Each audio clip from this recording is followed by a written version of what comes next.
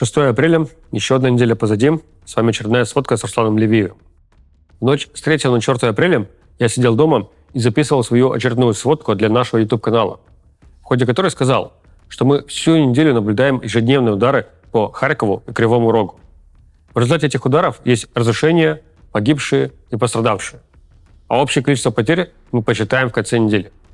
Это было за несколько часов до самого кровавого удара этой недели – российского удара ракетой «Искандер» по Кривому Рогу. Мы его разберем дальше, но начнем с фронтовой части. В Курской области продолжаются бои в селе Гуево, которое частично находится под контролем российских сил, а частично в серой зоне. В Белгородской области, в городе Шебекино, жилые дома начали обтягивать металлической сеткой, пытаясь таким образом защитить их от беспилотников. Все мы видели подобное применение сеток на передовой, вокруг техники или окопов. Но там все же это работает для защиты от довольно небольших FPV-дронов, которые несут на себе гранату от РПГ или другую небольшую боевую часть. Тогда как по городам, если что-то прилетает, то, как правило, прилетает что-то заметно более крупное. Например, беспилотники «Лютый», у которых и боевая часть заметно больше. Поэтому, на мой взгляд, эффект от таких сеток вокруг домов разве что психологический. В Харьковской области на Купинском направлении уже 2 недели практически никаких продвижений. Вся предыдущая активность была связана с построением плацдармов на правом, то есть западном берегу реки Оскол. Создать плацдармы с помощью одной только пехоты получилось. А вот чтобы наступать дальше, нужна бронетехника, которую переправить через реку в условиях постоянного противодействия очень сложно. Поэтому и нет изменений по линии фронта там уже 2 недели. И получаются такие Крынки-2. Это я имею в виду бывший украинский плацдарм на оккупированной части левого берега Днепра в Херсонской области. И это очередная наглядная демонстрация моего ответа на ваш частый вопрос о том, возможно ли новое наступление России на Херсон. Река Днепр намного шире Оскола, так что рейдовые действия пехотой, создание мини-плацдармов, вполне возможно, хотя не представляю зачем. Но полноценное наступление на Херсон нет, невозможно. Где действительно есть заметные российские усилия, так это Лиманское и Торецкое направление. На Лиманском направлении российские войска продвинулись на правом берегу реки Жеребец, в районе села Катериновка и поселка Новое. На левом берегу они смогли захватить село Ямполовка. На Торецком направлении идут бои в селе Александрополь, а также в районе Пантелеймоновки. Многие мои коллеги по цеху ожидают, что именно на Лиманском и Торецком направлениях будут прилагаться особые усилия российским военным командованием, поскольку они, вероятно, являются частью плана российского Минобороны на этот год по наступлению на Славянско-Краматорскую городскую агломерацию, последнюю крупную городскую агломерацию Донецкой области, остающуюся под контролем украинских властей. Честно говоря, мне кажется, что это слишком шапкозакидательские планы. С нынешним состоянием российской армии и темпом ее продвижений, в принципе, можно выслать на Фрунзенскую набережную в Москве посылку с губозакаточной машинкой. На Новопавловском направлении российские военные расширили зону своего контроля в селе Андреевка, а также смогли захватить поселок Разлив. Также в этом районе произошло довольно редко по нынешним временам событие – атаки колоннами именно бронетехники. Российские военные на танках и прочих бронемашинах пытались атаковать со стороны Андреевки в сторону села Алексеевка. Такое ощущение, что кто-то из российских командиров нашел машину времени и переместился в 21 год или даже раньше. Не понимаю, на что можно рассчитывать атакуя такими колоннами бронетехники, когда в небе полным-полно дронов. Естественно, колонну быстро выявили и разнесли ударами беспилотной авиации. Итак, вечером пятницы, 4 апреля, российской армией был нанесен ракетный удар по жилому району города Кривой Рог. Само российское военное ведомство подтверждает, что это был именно их удар, и что он якобы достиг цели. А именно, некого совещания с командирами соединений и западными инструкторами в одном из ресторанов. Подчеркну, Министерство обороны России прямо утверждает, что удар был успешный, то есть никакое украинское ПВО ракету не перехватило, не сбило с цели. Ракета прилетела туда, куда и целились. Они даже приводят подсчет результатов удара. До 85 военнослужащих и офицеров иностранных государств, ну, конечно, куда же без иностранных наемников, правда? И до 20 единиц автомобильной техники. Кадры с места удара начали появляться очень быстро. И, конечно же, никаких военных или 20 единиц военной техники мы там не увидели. Зато увидели большое количество тел убитых гражданских в разных частях улицы вокруг ресторана «Магеллан». В зоне поражения ракеты оказалась в том числе детская площадка. Поэтому на момент записи сводки известно про 9 погибших детей, а всего при этой атаке погибло 19 человек. И поскольку мы уже очень давно ведем сводки по обстрелам, у нас есть табличка со всеми исходными данными. И я решил посмотреть, были ли атаки по российской территории подобного масштаба именно по количеству погибших. И вы знаете, да, были.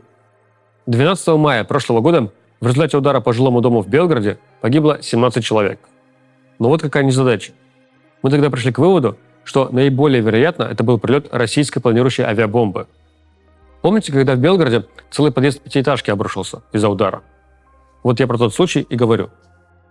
По нему есть в том числе видео с моментом самого удара, много фотографий последствий, которые практически исключают версию об украинском следе. Насколько я помню, как раз после того случая губернатор Белгородской области Гладков вроде как договорился с российскими военными, чтобы они больше не пускали свои авиабомбы над городом.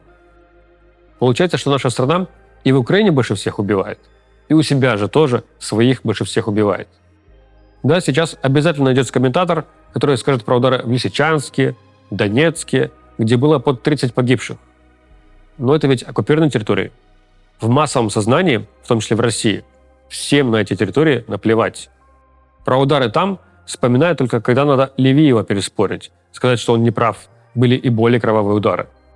Кто-то вспомнит про удар атакамсом по пляжу в Крыму, который за все время наших подсчетов держит первую строчку в табличке по общему количеству жертв, а именно 157 человек. Но там только 4 человека погибли, а здесь, по текущим данным, 19. И из них аж 9 – это дети. Вернемся к разбору удара по Кривому Рогу. Минобороны России заявляет, что совещание западных инструкторов проходило в одном из ресторанов. Рядом с местом удара есть только один ресторан – ресторан «Розмарин», который ранее назывался как ресторан «Магеллан».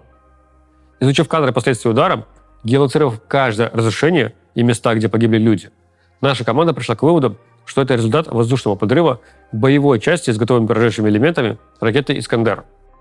Воздушный подрыв означает, что ракета взрывается в воздухе еще до контакта с землей. И так делается специально, чтобы накрыть поражающими элементами максимально большую площадь. Очень показательным в этом плане является видео удара от марта 2024 года, где «Искандером» с воздушным подрывом ударили по комплексу «Хаймарс». Вы можете заметить, насколько большая площадь была накрыта. Применение подобного типа удара по зданию абсолютно бессмысленно. Поражающие элементы, разлетающиеся при воздушном подрыве, рассчитаны на открытые цели и легкие укрытия. Максимум – стекла, крыши. И воздушный подрыв не передает энергию ударной волны напрямую в здание, так что разрушений там не будет. Проект «Система» из Радио Свобода установил, что в день удара в ресторане действительно проходило массовое мероприятие. Правда, вовсе не военное. Это был форум сотрудников бьюти-индустрии. Причем он публично анонсировался в городских телеграм-каналах за несколько дней до этого. Никаких признаков каких-либо военных совещаний, наличия машин военных в районе или просто военных объектов не установлено. А даже если бы и было, то такой сопутствующий ущерб просто чудовищный. Он не оправдывает какую-либо военную цель и является военным преступлением. Не знаю, донесет ли окружение Трампа до него страшные кадры последствий этого удара, ведь в 2017 году это сработало. Тогда он увидел кадры убитых гражданских в результате химической атаки в Хан-Шейхуне, Сирии, в том числе детей. После чего приказал нанести ракетный удар по авиабазам сирийского режима. Понятное дело, что по России он бить в любом случае не будет. Но хотя бы можно было выделить дополнительные ракеты для комплексов противовоздушной обороны «Патриот». Тем более, что «Патриот» чуть ли не единственный комплекс ПВО, имеющийся у Украины, который способен перехватывать «Искандеры».